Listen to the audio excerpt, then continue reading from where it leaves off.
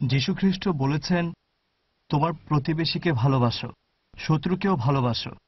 তারপর শ্রী শ্রী রবিশঙ্কর আর অন্যান্য ধর্মীয় ব্যক্তিরাও ভালোবাসার কথা বলেন। এই কারণে অনেক মানুষ তাদের অনুসরণ করে। আমাদের নবী মোহাম্মদ সাল্লাল্লাহু আলাইসাল্লাম তিনি কিভাবে এই ভালোবাসার কথা বলেছেন? ভাই খুব সুন্দর প্রশ্ন করেছেন যে যীশু খ্রিস্ট বলেছেন প্রতিবেশীকে ভালোবাসো, শ্রী শ্রী রবিশঙ্কর বলেছেন প্রতিবেশীকে ভালোবাসো, অনেকেই তাদের অনুসরণ করছে। আমাদের নবী মোহাম্মদ সাল্লাল্লাহু সাল্লাম তিনি কিভাবে এই ভালোবাসার কথা বলেছেন খেয়াল করলে দেখবেন নবী মোহাম্মদ সাল্লাল্লাহু সাল্লামকে বেশি মানুষ অনুসরণ করে।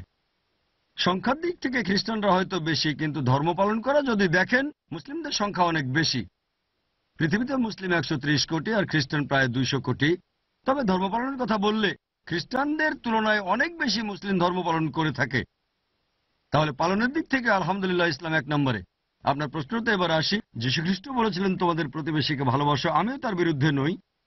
শ্রী শ্রী রবিশঙ্করও এই কথা বলেছেন। মোহাম্মদ সাল্লাল্লাহু আলাইহি সাল্লাম এটা বলার পাশাপাশি তিনি সেটা করে দেখিয়েছেন যে কিভাবে পালন করতে হবে। মোহাম্মদ সাল্লাল্লাহু আলাইহি সাল্লাম বলেছেন, সেই মুসলিম সত্যিকারের মুসলিম নয় যদি সে আহার করে ভরা পেটে ঘুমায় আর প্রতিবেশী ক্ষুধার্ত থাকে। এক সাহাবা প্রশ্ন করলেন, কে আমার প্রতিবেশী? নবী বললেন, আশেপাশে 40 ঘর তোমার প্রতিবেশী। আশেপাশের 40টা ঘর প্রতিবেশী, তার মানে আপনি ভরা পেটে খেয়ে ঘুমাতে পারবেন না যদি প্রতিবেশী ক্ষুধার্ত থাকে। এরকম অনেক হাদিসে প্রতিবেশীর কথা বলা হয়েছে। ঠিক, তবে একই সাথে এখানে সুবিচারের কথাও বলা হয়েছে। প্রতিবেশীকে ভালোবাসেন, দয়া দেখাবেন, হোক মুসলিম বা অমুসলিম, একই সাথে ন্যায়নিষ্ঠ হতে হবে। তবে মিডিয়া এই সব ঘটনাগুলো ভুলভাবে প্রচার করে থাকে। যেসব জায়গায় ইসলাম সুবিচারের কথা বলেছে ভুলভাবে প্রচার করা হয়। নবী বলেছেন প্রতিবেশীকে ভালোবাসো, সাহায্য করো, এই কথাগুলো প্রচার করা হয় না। এই কথাগুলো তারা সঠিকভাবে প্রচারও করে না। পুরো একটা অধ্যায় সূরা মাউন, সেখানে বলা হয়েছে দুর্ভোগ তাদের যারা প্রতিবেশীকে সাহায্য করে না। পুরো একটা সূরা, অধ্যায় নম্বর 107। যদি বলেন মোহাম্মদ সাল্লাল্লাহু আলাইহি সাল্লাম কিভাবে কাজটা করে দেখিয়েছেন, তিনি আমাদের নির্দেশনাও দিয়েছেন। এর বিপরীতে আপনারা দেখবেন শ্রী শ্রী রবিশঙ্কর সেই বিতর্কে বললেন ভালোবাসা ভালোবাসা ভালোবাসা, ঈশ্বরী ভালোবাসা তিনি বলেছিলেন, যেটা আমি ব্যাখ্যা করেছিলাম সিকুয়েলে, যে কোরআন এই কথা বলেছে যে আল্লাহ পরম দয়ালু এবং পরম করুণাময়। এটা আছে সূরা বুরুজ অধ্যায় নম্বর 85 আয়াত নম্বর 14। আমি সেই বিতর্কে কথা বলতে এসে বলেছিলাম আমি শ্রী শ্রী রবিশঙ্করকে ভালোবাসি। আমি বলেছিলাম যে তাকে ভালোবাসি, সেজন্য ভুলটা শুধরে দিতে চাই, ইত্যাদি ইত্যাদি। তারপর উনি বললেন অনেক সময় মানুষ মুখে বলে, মন থেকে সেটা বলে না। মানে অভিযোগ করছেন যে কথাটা বলেছি সেটা মন থেকে বলছি না, এটা খুবই অনৈতিক একজন বক্তার জন্য। আমি তাকে সুযোগ দিয়েছি। আমি বলেছি আপনার লেখা বইটার উদ্দেশ্য ভালো, বলিনি উদ্দেশ্যটা সঠিক না। আমি তাকে অনেক ছাড় দিয়েছিলাম। তাহলে এখানে কে ভালো মানুষ? উনি যা লিখেছেন তা ধর্মের অবমাননা। বইটা ধর্মের অবমাননা, রাইট বেঁধে যেতে পারে, ধর্মের অবমাননা। তারপরেও বলেছি তার উদ্দেশ্য ভালো, নিয়ত ভালো, হিন্দু আর মুসলিমদের একত্রিত করা, তবে কথাগুলো ঠিক ছিল না। আর আমি যখন স্টেজে উঠে বললাম তাকে ভালোবাসি, উনি পরোক্ষভাবে বললেন মানুষ অনেক সময় মুখে বলে কিন্তু মন থেকে বলে না। আমি অন্তত মুখে বলেছি, উনি সেটা বলেননি আমাকে ভালোবাসেন।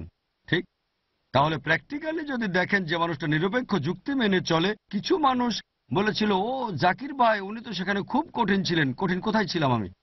যদি সে বিতর্কটা দেখেন, আর এ কথাটা শ্রীকৈল বলেছি, আমি তো সেখানে নিজেকে কন্ট্রোল করেছিলাম, কারণ আমি চাইনি কোনো খারাপ প্রভাব পড়ুক। অনেকে আমাকে বলেছিল, জাকির ভাই এই প্রশ্নের উত্তর দিলেন না কেন? আমি শ্রীকৈলে বলেছি কেন সেখানে উত্তরটা দেইনি।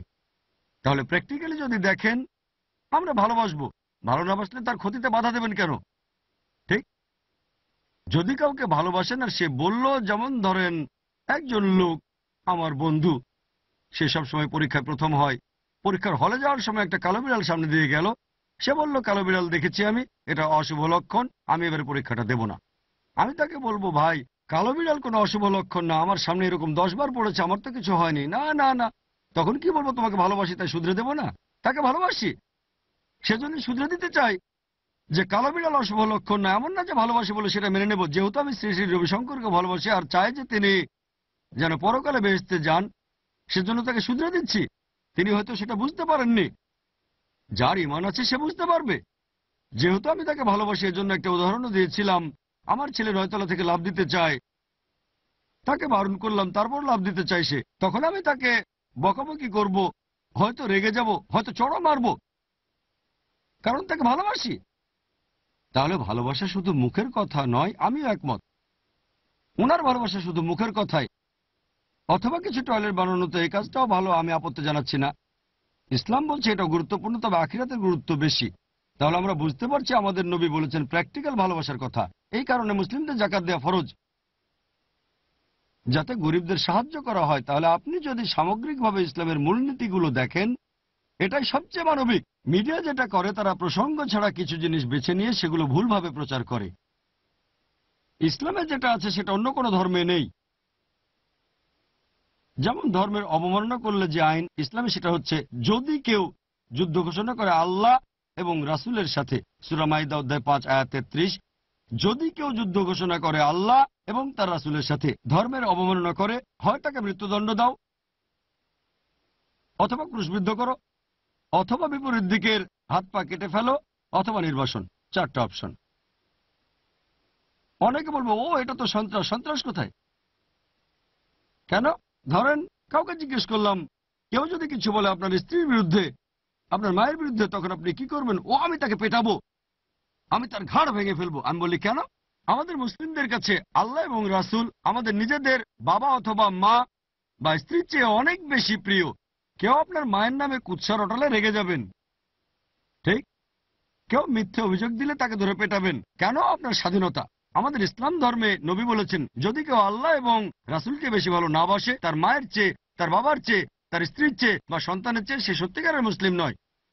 কেউ আপনার মায়ের নামে কুৎসা রটালে, তাকে অপমান করলে, আপনি লড়াই করবেন, কেস করবেন, খুব রেগে যাবেন, পেটাতে চাইবেন। আর ইসলামে আমাদের নবীকে বেশি ভালোবাসি আমাদের বাবা মা অথবা স্ত্রীর চেয়েও। অন্যরা তাদের নবীকে এত ভালোবাসে না, হয়তো সেটা তাদের সমস্যা। লজিক্যালি যদি দেখেন, ইসলাম হচ্ছে সবচেয়ে মানবিক ধর্ম, এটাই সবচেয়ে প্রেমময় ধর্ম। আমরা তাদের ভালোবাসি যারা চুরি করে, তাদেরও ভালোবাসি যাদের কিছু চুরি হয়ে গেছে। সিকুয়েলে একটা উদাহরণ দিয়েছিলাম, যদি কোনো লোক অভাবের তাড়নায় কোনো কিছু চুরি করে থাকে, তখন সে দায়ী হচ্ছে সরকারের। তবে বিলাসিতার জন্য চুরি করলে তাকে শাস্তি দিতে হবে।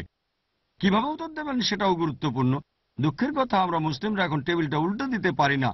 যদি টেবিলটা উল্টে দিতে পারি, সঠিক প্রসঙ্গ আর যুক্তি তুলে ধরে, ইনশাল্লাহ পৃথিবীর সবাই মেনে নেবে ইসলাম সবচেয়ে সেরা ধর্ম, সবচেয়ে প্রেমময় ধর্ম। ভালোবাসার সুবিচার পুরো মানব জাতির জন্য, মাত্র কয়েকজনের জন্য না। আশা করি উত্তরটা পেয়েছেন।